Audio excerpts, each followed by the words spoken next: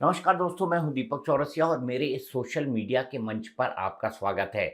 आप बार-बार सोचते रहते होंगे ना कि एक के बाद एक भारतीय जनता पार्टी तमाम चुनाव कैसे जीतते जाती है। आपने देखा भारतीय जनता पार्टी को 240 सीटें आई थी लोकसभा चुनाव के बाद, लेकिन उसके बाद उसने अपनी स्ट्रैटेजी को बदला, उसने अपने परफॉर्मेंस को सुधारा और एक के बाद एक कौन-कौन से राज्य जीतते चले गए। सबसे पहले हरियाणा जीता, उसके बाद महाराष्ट्र जीता, उसके बाद दिल्ली जीता, उसके बाद बिहार जीता। अब सवाल ये उठता है एक के बाद एक इन इलेक्शन स्ट्रैटेजी को बनाता कौन है और वो कौन इंसान है जो इस तमाम जीत का आर्किटेक्ट है। तो एक ही नाम सामने निकल कर आता है, वो है देश के गृह मंत्री और भारतीय जनता पार्टी के पूर्व अध्यक्ष वरिष्ठ भाजपा नेता अमित शाह। आज हम डिकोड करेंगे उनकी इलेक्शन स्ट्रैटेजी को कि आखिरकार अमित शाह ने बिहार कैसे जिताया। अमित शाह के चलते धुआंधार तरीके से बिहार में एनडीए ने अपने विजय का परचम और विजय की पताका कैसे लहराई। इस सिवान को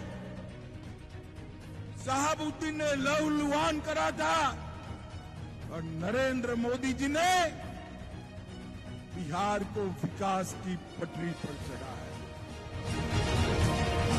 14 तारीख को दोपहर 1 बजे लालू के बेटे का सुपड़ा साफ होने वाला।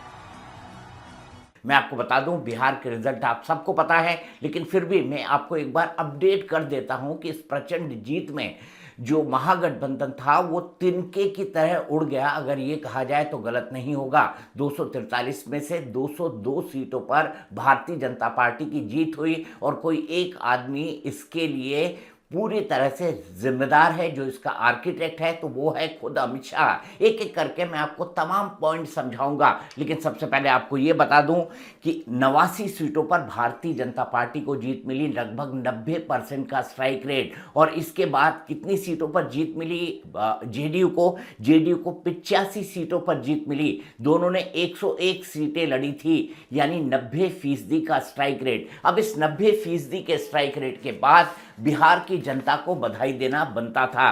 तो गृह मंत्री अमित शाह ने अपने ट्वीट के अंदर लिखा, जो उन्होंने जीत के बाद एक ट्वीट लिखा, उन्होंने लिखा, यह विकसित बिहार में विश्वास रखने वाले हर बिहार वासी की जीत है। जंगल राज और तुष्टीकरण की राजनीति करने वाले किसी भी भेष में आए, उन्हें लूटने का मौका नहीं मिलेगा। जनता अब सिर्फ और सिर्फ पॉलिटिक्स ऑफ परफॉर्मेंस के आधार पर जनादेश देती है। श्री नरेंद्र मोदी जी, श्री नीतीश कुमार जी व एनडीए के सभी नेताओं और कार्यकर्ताओं को बधाई देता हूं। साथ ही अपने अथिक परिश्रम से इस परिणाम को चरितार्थ करने वाले बूथ से लेकर प्रदेश स्तर तक के बीजेपी बिहार के सभी कार्यकर्ताओं का अभिवादन करता हूं। मैं बिहार की जनता और विशेषकर हमारी माताओं बहनों को आश्वस्त करता हूं कि जिस आशा और विश्वास के साथ आपने एनडीए को यह जनादेश दिया है, मोदी जी के नेतृत्व में एनडीए सरकार उससे अधिक समर्पण से इसे पूरा करेगी। अमित शाह न केवल दिन रात एक करके 6 महीने पहले से इलेक्शन स्ट्रैटेजी तैयार कर रहे थे, बल्कि उनको ये भी पता था कि किस इलाके के मुद्दे क्या हैं, किन इलाकों में किस ढंग से बात करनी है, पार्टी के रिबेल्स को किस तरीके से समझाना है। इसके अलावा उन्होंने चुनाव के मूड के दौरान, चुनाव के बीच में ही, चुनाव के पूरे माहौल के बीच में ही बिल्कुल सटीक प्रेडिक्शन दिया था। उन्होंने कहा था कि अब की बार 160 पार। टाइम्स नाउ के टेलीविजन इंटरव्यू में हवा का रुख भांपते हुए अमित शाह ने साफ साफ कहा था कि इस बार 160 सीटों से ज़्यादा लाकर हम बिहार के अंदर सरकार बनाने वाले हैं। हुआ वैसे भी, जनता ने उससे भी ज़्यादा छप्पर फाड़ कर परफॉर्मेंस करवाया और भारतीय जनता पार्टी के गठबंधन को 202 सीटें मिली। उन्होंने एक रैली के अंदर ये भी प्रेडिक्ट किया था, जिसमें उन्होंने साफ साफ कहा था कि कांग्रेस और आरजेडी इस बार वॉश आउट होने जा रहे हैं, पूरी तरह से धुलने जा रहे हैं। और वैसा ही हुआ। इतना खराब परफॉर्मेंस आरजेडी का और कांग्रेस का आज से पहले कभी नहीं हुआ था। यहाँ पर ध्यान देना होगा माइक्रो मैनेजमेंट और बूथ स्ट्रैटेजी के ऊपर। आपको याद होगा जब विधानसभा में चुनाव की तैयारी शुरू हो रही थी, तब लोगों को लग रहा था कि भारतीय जनता पार्टी को एनडीए के अंदर टिकट बांटना बेहद मुश्किल होगा, क्योंकि सभी लोग अधिक से अधिक सीटों की मांग करते हैं और यहाँ पर भी कर रहे हैं। उस पर मैं आऊँगा, लेकिन उससे पहले मैं बता दूँ कि अमित शाह ने इस चुनाव की प्रिपरेशन 5 महीने पहले शुरू कर दी थी। 5 महीने पहले इसलिए शुरू कर दी थी ताकि नेताओं और जो गठबंधन के सहयोगी हैं उनके बीच जो है वो कम्युनिकेशन और बेहतर हो सके, उनके बीच बातचीत और बेहतर हो सके। आपको याद होगा वो दृश्य, वो तस्वीरें जब चिराग पासवान के साथ सीटें तय नहीं हुई थी और चिराग पासवान के साथ नित्यानंद राय को इसलिए लगाया गया था क्योंकि चिराग पासवान और नित्यानंद राय के बेहद पारिवारिक संबंध हैं। ये स्ट्रैटेजी बनाने का काम भी किसने किया था? ये स्ट्रैटेजी बनाने का काम भी अमित शाह ने किया था। इसके बाद जब उपेंद्र कुशवाहा की बात को लेकर दिक्कत हुई और उपेंद्र कुशवाहा की बात को लेकर ये लगने लगा कि उपेंद्र कुशवाहा एक सीट को लेकर नाराज है, तो उपेंद्र कुशवाहा को दिल्ली लाना, दिल्ली में उनके साथ बातचीत करना, ये काम भी अमित शाह ने किया था। तो उनका जो एलाइस लेवल का मैनेजमेंट था या उनका जो बूथ मैनेजमेंट था वो दोनों बहुत बेहतर था। इसके अलावा उन्होंने कैसे काम किया? उन्होंने कुल 35 रैलीज और रोड शोज की, उन्होंने 46 इवेंट्स में हिस्सा लिया, जिसके चलते भारतीय जनता पार्टी एक सारगर्भित और निर्णायक कैंपेन तैयार कर पाए महागठबंधन के खिलाफ। खास तौर पर अमित शाह का इस बात पर भी बेहद फोकस रहा कि वो बूथ लेवल वर्कर्स के साथ डायरेक्ट एंगेजमेंट करें। उन्होंने एक ऐसा इकोसिस्टम तैयार किया है जिससे प्रधानमंत्री बूथ लेवल वर्कर से सीधा संवाद करते थे और अपने बूथ को किस तरह से मजबूत बनाना है उसकी स्ट्रैटेजी पर बहुत बेहतर ढंग से काम करते थे। तो मेरे ख्याल से माइक्रो मैनेजमेंट और बूथ स्ट्रैटेजी, इसने ही चुनाव वहां पर महागठबंधन को चुनाव के अंदर फंस कर दिया है, ये कहा जाए तो गलत नहीं होगा। और इसके चाणक्य भी, इसके शिल्पकार भी कोई और नहीं, गृहमंत्री अमित शाह ही थे। इलेक्शन स्ट्रेटेजी का एक बेहद महत्वपूर्ण पॉइंट होता है कि आप अपने पार्टी के कैडर को किस तरह से नियंत्रित करते हैं और किस तरह से बागियों को शांत करते हैं। आपको पता है भारतीय जनता पार्टी एक बड़ी राजनीतिक पार्टी है और बड़ी राजनीतिक पार्टी में कार्यकर्ता की महत्वाकांक्षा भी बहुत होती है। और यहाँ तो गठबंधन का चुनाव था, 243 सीटों पर आपके पास 243 उम्मीदवार थे, लेकिन आपको मात्र 101 सीटों पर चुनाव लड़ना था। ऐसे में पार्टी नेताओं की नाराजगी स्वाभाविक थी। ऐसे में पार्टी के सामने 100 से ज़्यादा ऐसे बागी चेहरे खड़े हो गए थे जो भारतीय जनता पार्टी के प्रॉस्पेक्ट्स पर बुरा नुकसान डाल रहे थे। ऐसे में गृह मंत्री अमित शाह ने डिसाइड किया कि वो 3 दिन तक लगातार पटना के अंदर रुकेंगे और पटना में रुकने के दौरान ऐसे जितने भी रिबेल्स थे उनसे न केवल उन्होंने बात की बल्कि बागियों को शांत भी किया। इससे क्या हुआ? इससे पार्टी की आउटरीच बढ़ी, पार्टी ने बेहतर ढंग से प्रदर्शन किया और बागियों को पार्टी शांत कर पाई बिना समय को गवाए हुए, जिससे पार्टी का परफॉर्मेंस और बेहतर हुआ। आपको याद होगा महागठबंधन में किस तरह से आपस में झगड़ा हुआ, सीट शेयरिंग नहीं तय हो पाई, ये नहीं तय हो पाया कौन कितनी सीटों पर चुनाव लड़ेगा, और उसके बाद 10 से ज़्यादा सीटों पर फ्रेंडली फाइट हुई और उसका बड़ा बुरा असर महागठबंधन के परफॉर्मेंस पर पड़ा। तो महागठबंधन में एक तरफ इन बागियों को देखने वाला कोई नहीं था, दूसरी तरफ अमित शाह ने इन तमाम बागियों के साथ एक सधी हुई स्ट्रैटेजी के साथ काम किया और इस सधी हुई स्ट्रैटेजी ने 100 पार्टी के बागियों को पार्टी लाइन को फॉलो करने पर एक तरह से राजी करवा लिया, मनवा लिया, या ये भी कहा जाए मजबूर किया तो गलत नहीं होगा। ये शाह की चाणक्य नीति का ही कमाल था जिसके चलते भारतीय जनता पार्टी ने ये पूरा का पूरा जो अभियान था उसको सफलतापूर्वक अंजाम दिया। तो एक चौथा महत्वपूर्ण पॉइंट है उनकी स्ट्रैटेजी का, बूथ लेवल मैनेजमेंट तो हो गया, लेकिन बागियों का मैनेजमेंट कैसे किया जाता है चुनाव के अंदर, इसको लेकर अमित शाह बेहद सतर्क और सावधान रहते हैं और इसी को लेकर वो अपने की आगे की स्ट्रैटेजी किसी भी चुनाव के अंदर बनाते हैं। तो टिकट बढ़ जाने के बाद 3 दिन तक लगातार पटना रहना और पटना रहने के बाद इन बागियों को मनाना, ये भी उनकी रणनीति का एक बेहद अहम हिस्सा था। आपको फिर से एक बार बता दूं कि हम डिकोड कर रहे हैं अमित शाह की इलेक्शन स्ट्रैटेजी, जिसके चलते बिहार में भारतीय जनता पार्टी को लैंडस्लाइड विक्ट्री मिली है, धुआंधार जीत मिली है। आपको पता है गृह मंत्री अमित शाह जो है वो जातिगत समीकरणों को साधने के एक्सपर्ट हैं। आपको याद होगा 2014 का उत्तर प्रदेश का चुनाव, 2014 के उत्तर प्रदेश के लोकसभा चुनाव के अंदर उन्होंने तमाम जातियों को कमोबेश इस तरीके से साधा, इस तरीके से जातियों के कॉम्बिनेशन बनाए जिसने भारतीय जनता पार्टी को एक शानदार, जानदार और वजनदार जीत उत्तर प्रदेश के अंदर दिलवाई थी। शाह ने बिहार के अंदर भी कुछ ऐसा ही किया। जातियों को साधने के लिए शाह ने कई तरह की स्ट्रैटेजीज के ऊपर काम किया। अपने दिमाग से और अपनी पॉलिटिकल अंडरस्टैंडिंग से शाह ने सबसे पहले क्या किया, उन्होंने ईबीसी को साधने की कोशिश की, यानी एक्सट्रीम बैकवर्ड क्लास। इसके अलावा उन्होंने महादलितों को साधा, महादलितों में पासी पासवान को एलजेपी और अपने लोकल कैंडिडेट्स के आधार पर साधा। लेकिन आपको पता है कि यहाँ पर गाड़ी नहीं रुकनी थी, यहाँ से गाड़ी और आगे बढ़नी थी। जब तक आप कोयरी और कुर्मी समुदाय की बात न करें तो बिहार का चुनाव खत्म नहीं होता है। उनके साथ उनके वोट को कैसा पाया जाए, इसके लिए जेडीयू के साथ मिलकर उन्होंने एक बड़ी और अच्छी स्ट्रैटेजी तैयार की। ये भी उनका एक बहुत बड़ा कंट्रीब्यूशन था कि आखिरकार किस जाति को किस तरीके से साधा जाए। अपर कास्ट के लिए जो है तमाम तरह के आपको पता है परंपरागत तौर पर अपर कास्ट जो है किसको वोट देता है, वो भारतीय जनता पार्टी को ही वोट देता है। ऐसे में अपर कास्ट के लिए अपर कास्ट के तौर पर जो है अपर कास्ट कैंडिडेट भी दिए गए और साथ ही साथ अपर कास्ट लोगों के लिए कई सारे सम्मेलन ऑर्गेनाइज किए गए, कई सारे इंटेलेक्चुअल गैदरिंग्स ऑर्गेनाइज की गई और उन्हें बताया कि कैसे भारतीय जनता पार्टी जो है आकर आने वाले समय में जंगल राज को नहीं आने देगी और जंगल राज इन तमाम लोगों का सबसे बड़ा डर था। इसके अलावा अमित शाह ने एक और चीज़ पर कॉन्सेंट्रेट किया, वो था वेलफेयर ड्रिवन जो स्कीम्स हैं सरकार की। आपको पता है हाल ही के दिनों में 10-10 हज़ार रुपये महिलाओं के खाते में नीतीश कुमार सरकार ने डाले थे ताकि वो अपना स्वयं का रोजगार शुरू कर सकें। ऐसी कुछ स्कीम से, जैसे मुफ्त में घर देना, मुफ्त में शौचालय देना, ऐसी स्कीम के साथ माइनॉरिटी वोटों को भी जो है अपनी तरफ आकर्षित किया गया। इसने भारतीय जनता पार्टी की जीत में एक निर्णायक भूमिका निभाई।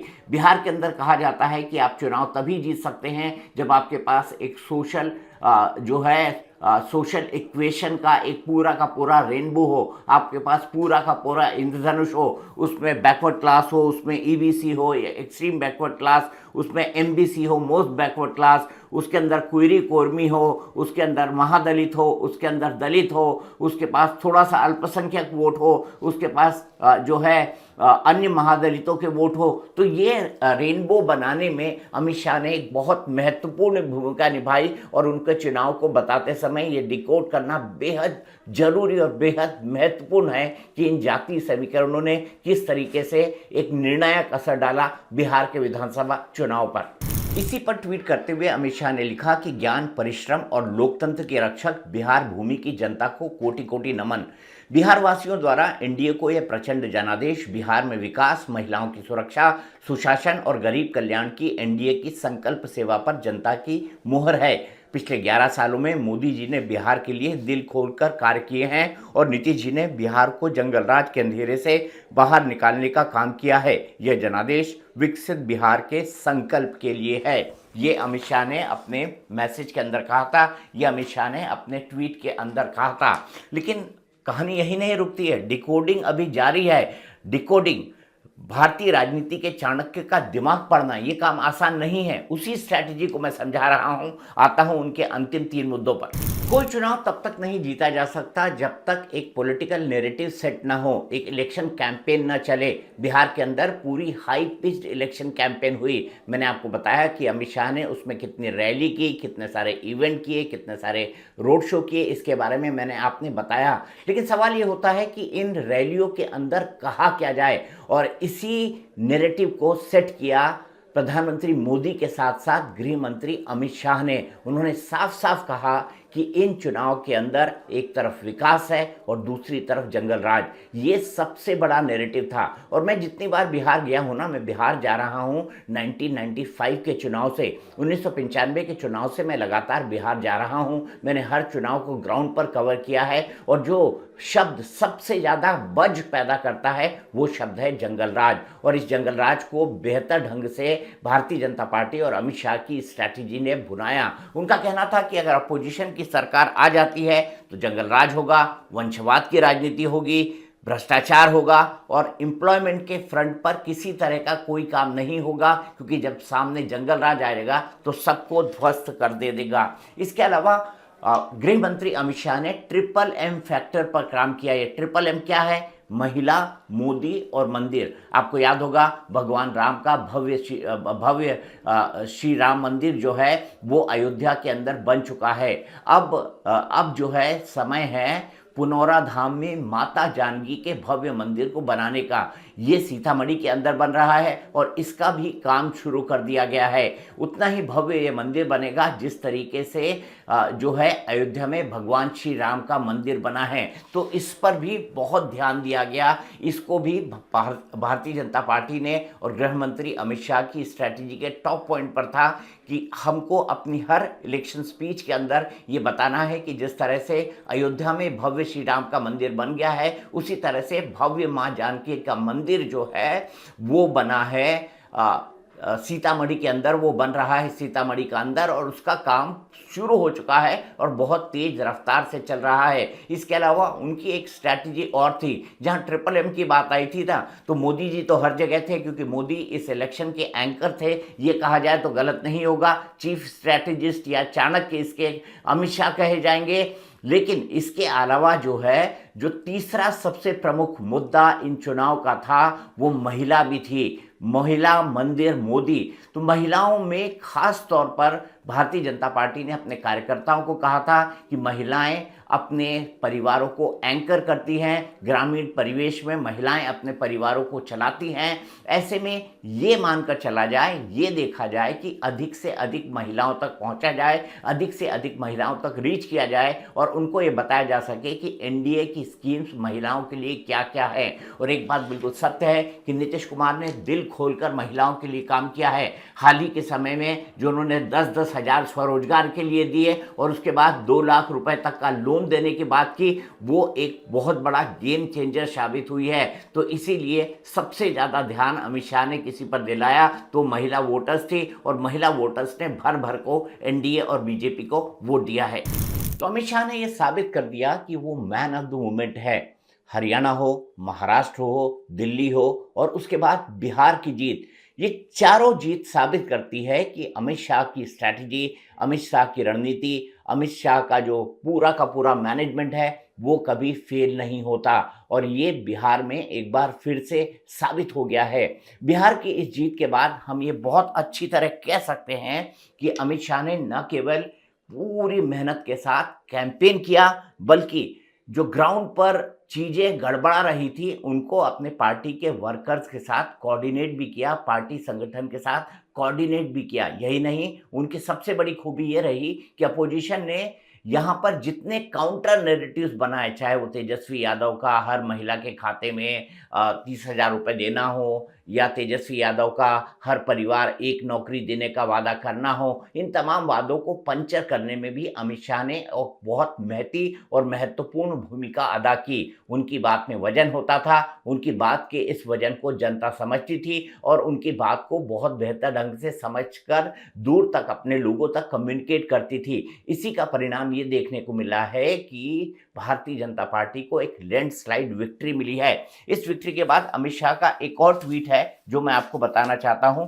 वो ट्वीट क्या कहता है? वो ट्वीट कहता है, बिहार वासियों का एक एक वोट भारत की सुरक्षा और संसाधनों से खेलने वाले घुसपैठियों और उसके हितैषियों के खिलाफ मोदी सरकार की नीति में विश्वास का प्रतीक है। वोट बैंक के लिए घुसपैठियों को बचाने वालों को जनता ने करारा जवाब दिया है। बिहार की जनता ने पूरे देश का मूड बता दिया है कि मतदाता सूची शुद्धिकरण अनिवार्य है और इसके खिलाफ राजनीति की कोई जगह नहीं है। इसलिए राहुल गांधी के नेतृत्व में कांग्रेस आज बिहार में आखिरी पायदान पर आ गई है और ये एक हकीकत भी है। तो समझ के रहना होगा। किसको रहना होगा? राहुल गांधी को रहना होगा। किसको रहना होगा? उन तमाम अपोजिशन के नेताओं को रहना होगा जो अपनी राजनीति चमकाना तो चाहते हैं लेकिन हार्ड वर्किंग की जगह हार्डली वर्किंग हो जाते हैं। और दूसरी तरफ 24/7 काम करने का जज्बा जो अमित शाह का है वो काबिले तारीफ है। और चलते चलते मैं आपको ये भी बताना चाहूँगा, देखिए चुनाव जीतना आसान नहीं होता। आप कितनी भी बातें कह लें, आप कितनी भी बातें कर लें, लेकिन आपको नदी की गहराई का एहसास तभी होता है जब उसके पानी के अंदर आप खुद उतरें। तो अब आपको समझ आया कि एक इलेक्शन को मैनेज करने के लिए कौन कौन से पॉइंट लगते हैं और किन किन पॉइंट पर एक नेता को काम करना होता है। डिकोडिंग अमित शाह में हमने आपको बताया अमित शाह जी के बारे में, ऐसे ही बाकी नेताओं को और बाकी लोगों की स्ट्रैटेजी को इसी तरह से हम डिकोड करने की कोशिश करेंगे, पॉइंट वाइज आपको बताने की कोशिश करेंगे। मेरा ये वीडियो आपको कैसा लगा इसके बारे में अपनी राय, सलाह मुझे दीजिए, मुझे लाइक कीजिए, शेयर कीजिए, सब्सक्राइब कीजिए और अधिक से अधिक अपने दोस्तों तक मेरे वीडियो को पहुंचाइए।